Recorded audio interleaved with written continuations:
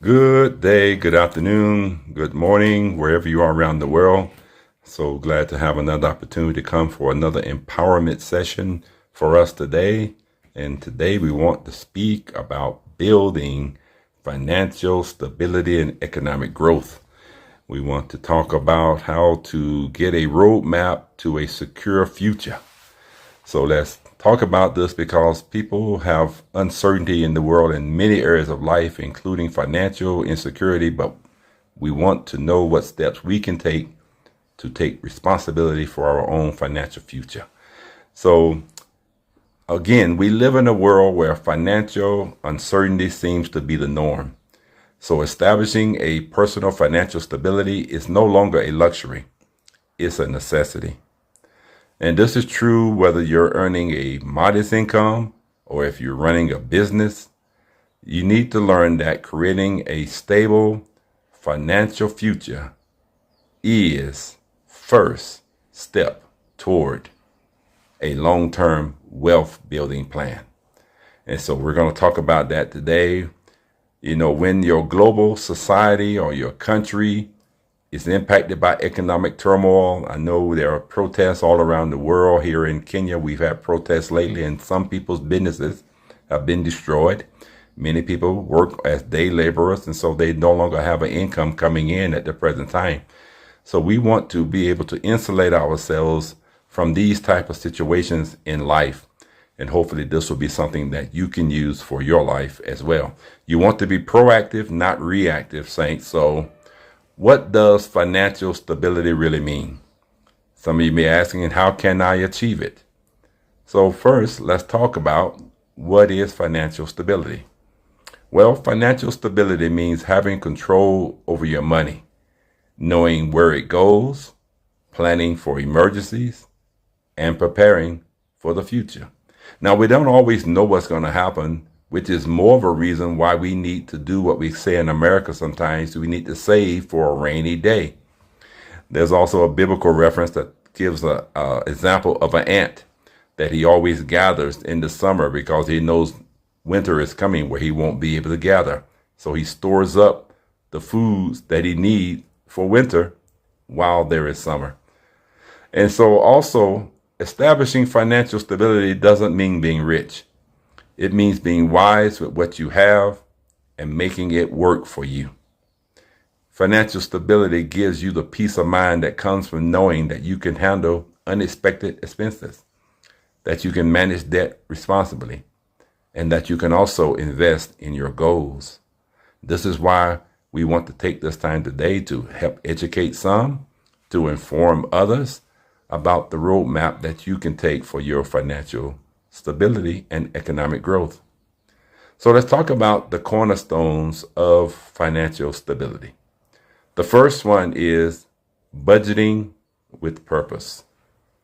And the reason why this is important is because a clear budget is the foundation of financial health.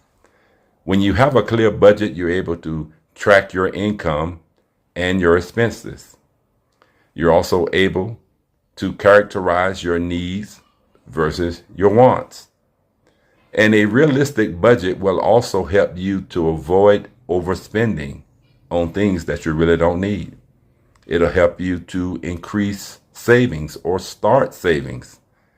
And it will also reduce your financial stress. So as you listen to this, if you're not already implementing and practicing having a clear budget, today is the day to start doing so. A second thing that we can do to help secure our financial future and stability is have emergency savings. Because we know unexpected events happen in life. A job loss, a medical emergency, or even a vehicle breakdown can derail your progress. So an emergency fund covering 3 to 6 months of your expenses acts as a financial cushion during those dry seasons and hard times. Just as I mentioned about protests that happens in around the world where some people's jobs are lost, their businesses are destroyed. When you don't have a clear financial budget or emergency savings, you can really face difficult times. We also want to encourage people who have a heart of compassion to start partnering with organizations that can help to address issues. I know in America we have an organization called the Red Cross that helps with natural disasters and times of emergencies with housing and clothing and expenses, emergency expenses and such. So that's very important. So let's go into our third point I want to make is debt management. I want you to avoid high interest debt like payday loans or unplanned credit card purchases.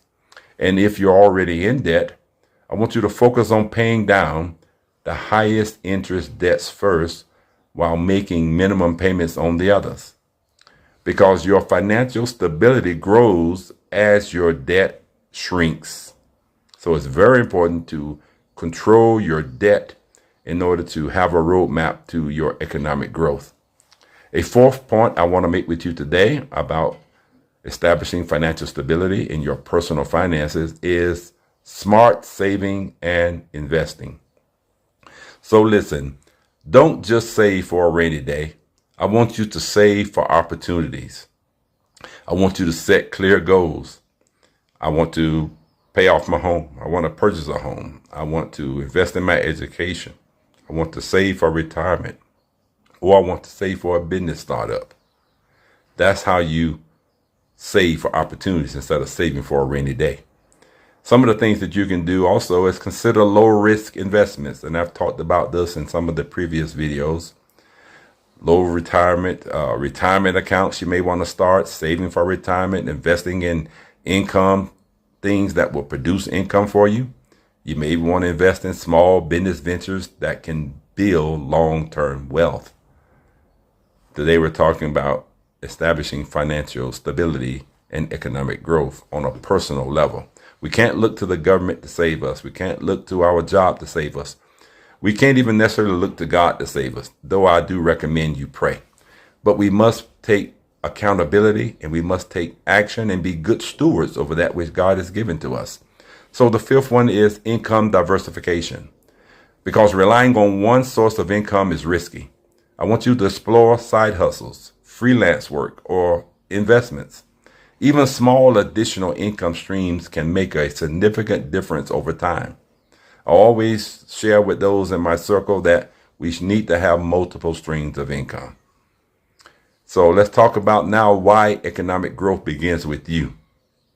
You see, personal economic growth is the engine that fuels community and national development. So at the end of the day and the beginning of the day, it's up to you to begin to take responsibility and accountability for your own financial stability and economic growth. And hopefully some of these tools will help you. It's so important to understand this because when individuals are financially stable, they invest in businesses, they pay taxes, they educate their children, and they support local services. In short, personal growth leads to broader prosperity as a whole. So hopefully you'll be able to see, if you're not already taking these steps, why you continually find yourself in between a rock and a hard place, why you continually struggle periodically because you're not making plans for your own financial stability and your own economic growth. But the good news is by practicing sound money management and promoting financial education in our homes and communities, we can build a culture of financial empowerment. Here's a call of action to each of you who are listening today. If you're struggling with your finances and you're trying to say, how can I find a way to break out of the cycle of repeated chaos and lack and setback? Well, now is the time to take control. The first thing you can do is review your finances. Every month I go through my finances to see how much money I have coming in, how much I have going out, where am I spending money, how much money do I have available to save, to give, and or to invest. I also want you to seek advice or attend workshops. We regularly do teachings and sessions like this to help people to navigate their way to their financial stability. So simply start where you are. use what you have and do what you can, not what you can't. And always remember, financial freedom is not about how much you earn, but how well you manage and grow what you have. So you can do this no matter how little you think you have. And if you have a lot, make sure you're managing that in an effective way. In conclusion, establishing personal financial stability isn't a one-time task. It's a lifestyle. And with consistent effort, discipline, and the right tools, anyone, including you, can achieve economic growth. And I want to do what I can to help you do so. Feel free to reach out to me if you'd like for us to help you to analyze your finances, to see where you may be going wrong or what things you need to start in order to get a roadmap to your economic growth and financial stability. And it all starts with awareness, followed up by action, and then you'll realize that your future is worth the investment of time that you put into learning, growing, and listening about how you can get your financial stability and develop a roadmap for economic growth. If there's anything we can do to help any of you in the audience to look at your financial picture, we can set up a budget sheet for you to help you analyze your finances, to help you get started.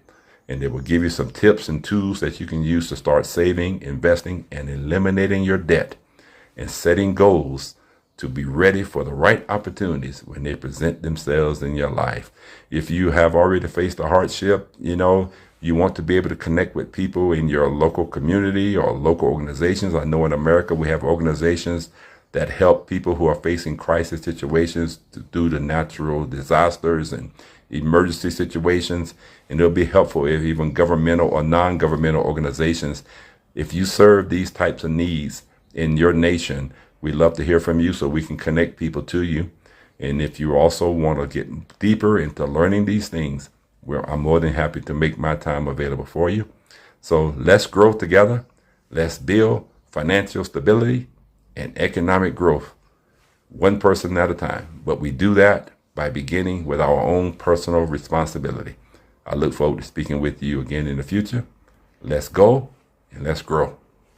Ciao.